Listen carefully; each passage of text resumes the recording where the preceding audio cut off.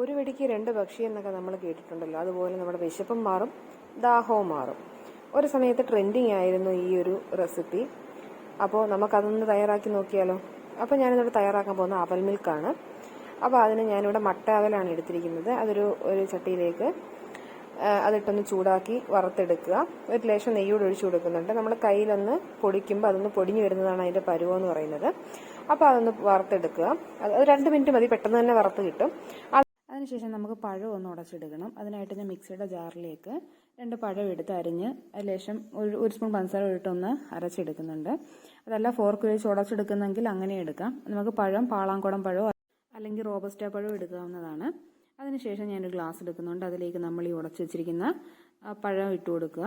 അതിൻ്റെ മുകളിലായിട്ട് വറുത്ത് വെച്ചിരിക്കുന്ന അവൽ ഇട്ട് കൊടുക്കുക. പിന്നെ ഇച്ചിരി ടൂട്ടി ഫ്രൂട്ടിയും നമ്മൾ കപ്പലണ്ടി വറുത്ത് വെച്ചിട്ടുണ്ടായിരുന്നു, അതും ഒരു ഇച്ചിരി ഇട്ട് കൊടുക്കണം. പിന്നെ അതിൻ്റെ മുകളിലായിട്ട് അവൽ ഇട്ട് കൊടുക്കുക.